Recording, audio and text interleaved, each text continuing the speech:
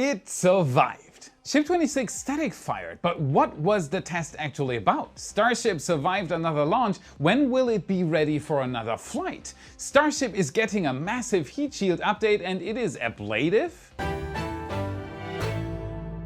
My name is Felix, welcome to What About It? Let's dive right in. Starship updates. Things are only speeding up. Musk gives us a new Starship timeline. Massies is in full testing mode. We get a bird's eye view of Flight 4's aftermath and so much more. Want to find out how much more? Let's do this, follow me. With Flight 4 finally behind us and Flight 5 to look forward to, let's examine some of the massive changes that SpaceX is making at Starbase. Today's journey kicks off at the orbital launch site. It's only been 1 week since this site saw the fiery inferno of Starship Flight 4. We'll start off at the OLM or Orbital Launch Mount. It saw the most fire of any structure at the gateway to Mars during launch, so it is particularly interesting to inspect. Bring on the heat! These black burn marks indicate the locations that received the most heat during the launch. Most notably, the Orbital Launch Mount deck and the sides of the OLM legs suffered again.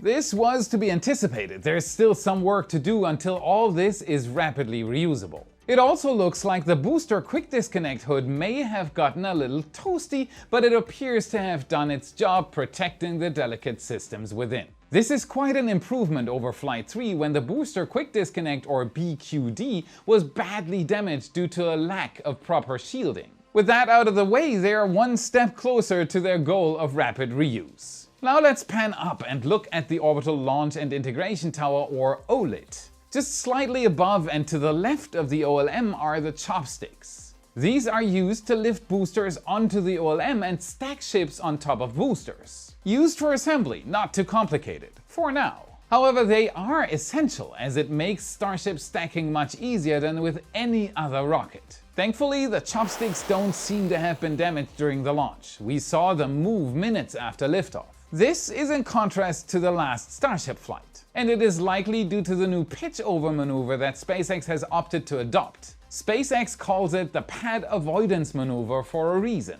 On Flight 4, the rocket went straight up for much longer rather than pitching over sooner. This was changed to eradicate many issues that were observed on Flight 3.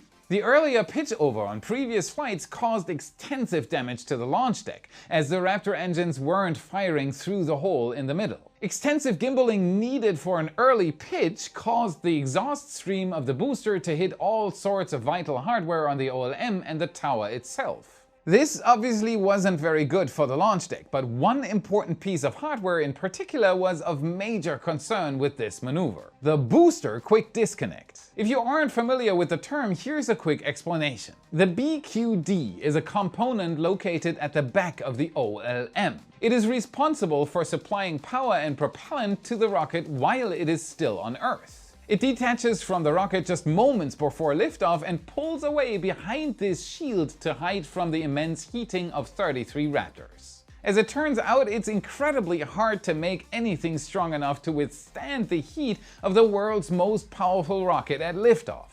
This is why on Flight 3 the BQD was heavily damaged when the rocket began to pitch over. It received so much heat and force from liftoff that the damage went beyond even the disconnect itself. It also damaged the delicate flex hoses inside. These flex hoses transport millions of pounds of propellant to the booster before any testing or launch can commence. They are very expensive, and any damage to the fuel-carrying components should be avoided at all costs. Because of this issue, the methane and liquid oxygen flex hoses were replaced after IFT3. It is pretty clear that SpaceX needed to fix this problem if they want Starship to be rapidly reusable. This was one of the main reasons SpaceX chose the later pitch, and it seems to have worked quite well as we haven't seen any signs of major damage. I wouldn't be surprised if the new OLM for the second tower looks radically different. It seems that the chopsticks as well as the BQD benefited from this maneuver. It is possible, however, that this new pitch over profile had the opposite effect on the ship quick disconnect further up on the tower. This is because if the Starship pitched over later, it would actually bring the engines closer to the ship's quick disconnect on liftoff. Let's take a look. Other than some missing insulation and a slightly crooked connector panel, the ship QD appears to have survived this launch intact. Although it is possible that the damage is more extensive than on the surface level. Comparing it to the QD post-Flight 3, it appears to be in better shape. Hopefully SpaceX has moved past the days of an expendable ship quick disconnect, but we will have to wait and see if they replace anything before Flight 5. Moving down a bit, it appears that one piece of equipment didn't hold up quite as well on this flight. Fortunately, I am talking about the vertical tank farm. This has now shown us again that putting vertical tanks right next to the pad wasn't the best idea. The remaining liquid oxygen tanks look like they were recently involved in a car crash. SpaceX is in the process of removing these tanks, so a few dents shouldn't matter. Hopefully this tower of crushed cans will be gone soon, leaving us with an amazing view of the booster coming back to land on Flight 5. That's right, Musk repeatedly talked about his plans of catching a Super Heavy booster as soon as Flight 5 in recent days. What do you think? Is it possible that SpaceX will do this? Let me know in the comments. Speaking of an amazing view, Tower 2 won't be blocked by anything. Let's see how that's coming along. Thanks to our friends at Redline Heli, we were able to get a good look at the progress SpaceX has been making on this new launch tower. Here you can see that SpaceX has begun filling the tower's pile cap with concrete. This will distribute the tower's massive weight onto the foundation piles that SpaceX drove deep down into the soil. Another thing we were able to spot is this. SpaceX is moving quicker than expected. These will be the first parts of the tower actually to go vertical, the tower's feet so to speak. These pieces will make up the corners of the bottommost section of the tower. You can clearly see this section on Tower 1. This section needs to be much more robust than the other sections due to its proximity to the engines at liftoff and due to the fact that this first section carries the entire weight of the tower. Once this is done, we should start to see the sections getting stacked in quick succession. We even caught SpaceX bringing pieces of a huge new crane in. Since Tower 2 is preparing to go vertical, let's take a look at the two segments that were still in Florida here until recently. They are gone. That's right, just a few days ago SpaceX loaded the chopsticks and the two tower segments and some components on a barge and began shipping them off towards Starbase. These pieces are the last ones needed for the second tower at Starbase and they should arrive sometime next week. But believe it or not, this wasn't the only tower news at the Cape. Even if it doesn't seem like it, work on the Starship program is still happening at Cape Canaveral. And this time we have some huge news, a second tower. Deja vu? No, I'm not talking about Texas. Instead, I'm talking about a second tower at the Cape. The FAA recently released an environmental impact statement that included this and confirmed what we had already discussed here at Y. Here's a map of all of SpaceX's proposed improvements to LC-39A. It includes a second tower. What? So unlike we had previously thought, SpaceX will build a second tower at LC-39A instead of one of its other proposed Florida launch facilities such as Slick 40 or ULA's old Slick 37. But believe it or not, this isn't even the most surprising news. Check this out. If you look closely, you might notice something a bit odd about the label for this new tower. Do you see it? Yep, this isn't a launch tower. In fact, this will specifically be a catch tower similar to what we have speculated about in the past. So we were right. Well, maybe. It might turn out to be more complicated than that. After all, Musk has stated they will try to catch the booster on Flight 5, which would be at Starbase. So if Musk is willing to risk their only working launch pad to test a booster landing, why would they still plan on building a catch-only tower at the Cape? Well, there is one possibility: regulations, good old paperwork. It's possible that SpaceX does actually want another launch pad at the Cape, but regulations are slowing down the build process. So maybe this tower will be a catch tower just until they get approval for another pad. This is only speculation. It could truly be a catch-only tower, possibly even for ship landing tests. But as always, we will have to wait and see. Next up is Massies. This place has seen its first massive static fire, and there is a twist to it. Back at Starbase, Massies has seen quite a bit of action recently, as it is becoming the most advanced test site for the most advanced rocket. So what on earth is flapless whatever it actually is doing here at Massies? Ship 26 and, as usual, SpaceX's overall plans for Ship 26 are still a mystery, but we do know one thing now. Its engines work. Well, technically we already knew that after a static fire back in October. This ship is old. Now we've seen all its engines roar to life again. In this case though, Ship 26 likely doesn't even matter. But Felix, Ship 26 was just static fired, so why wouldn't it matter? Excellent question. Well, it's because the main party in this test probably wasn't the ship, but the test stand itself. We've followed the construction of this new test stand for the past few months now, watching SpaceX dig out and install this incredible piece of hardware equipped with nothing less than a flame diverter. What a novel concept!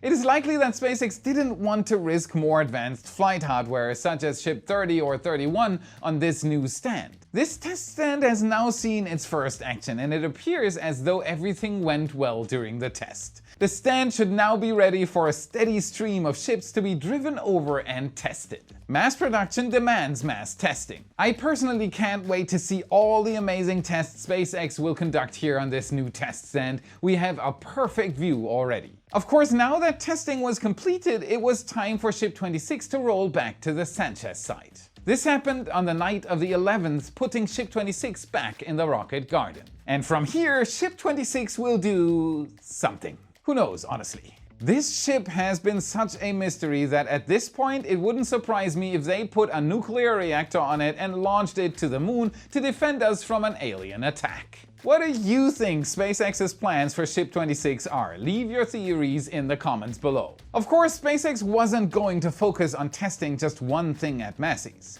Turning our attention to where Ship 26 was, we have booster 14.1. The day after Ship 26 was tested, the teams at Massies decided to start prepping the booster test tank 14.1 for its own testing. Because rest is optional at Starbase. To accommodate the testing, the can crusher's lid was lifted on top of the tank with a crane and hooked up to it. We should soon see cables being attached to the lid to begin testing. These cables will be hooked to hydraulic pistons. These will pull on the booster to simulate the intense stresses of a launch. These tests are performed to validate new construction methods. In this case, it appears SpaceX will also be using the can crusher to test the stresses of landing. If you look here, you can see that SpaceX has added some sort of device near the lift pins of this test tank.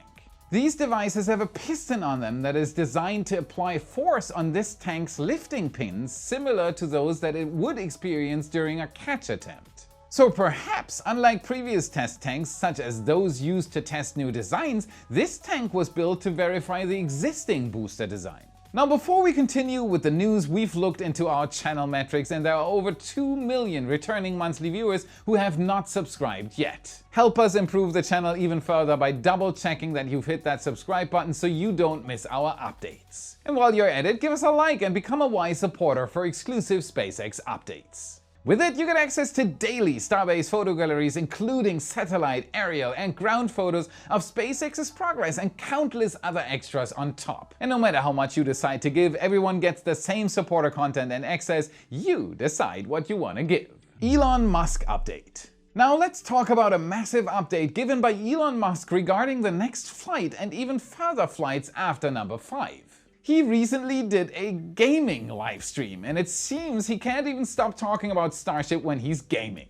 Unless something comes up that we think is problematic, we'll try to bring the booster back and catch it with the giant Mechazilla arms. He went in depth on some exciting aspects of Flight 5 during the stream.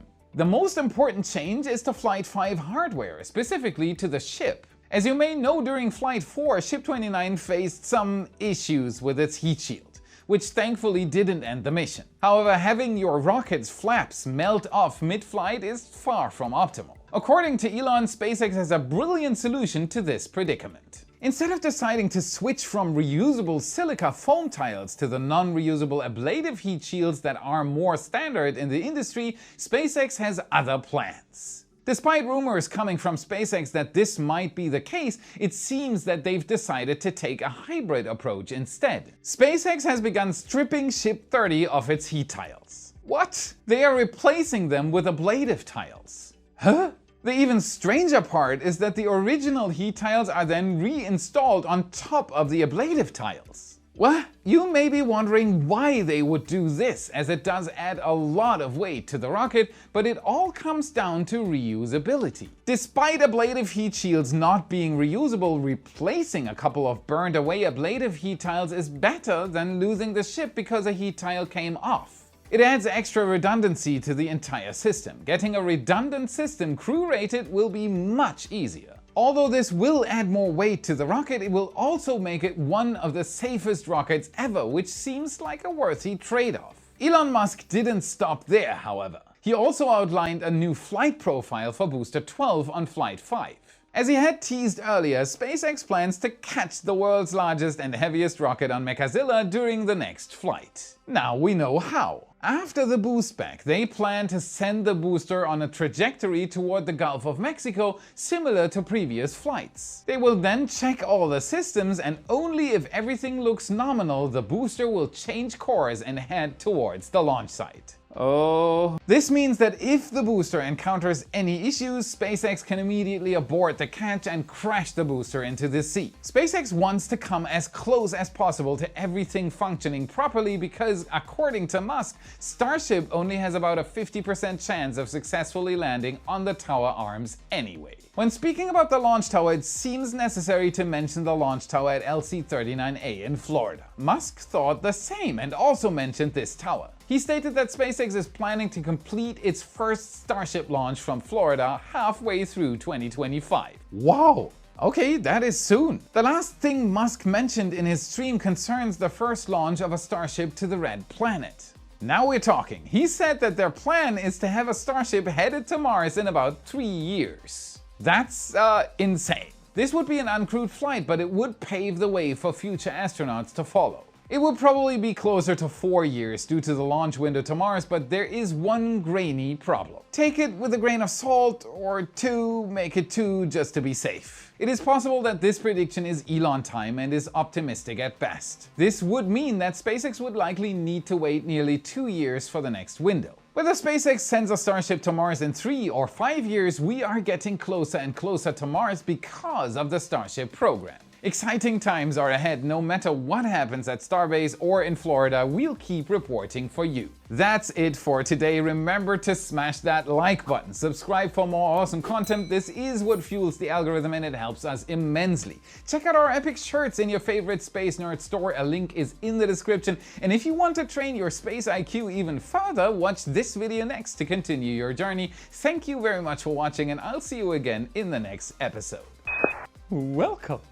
Take a look at the two for more. It went up for more. Theory. The theory. To validate says we are validating it.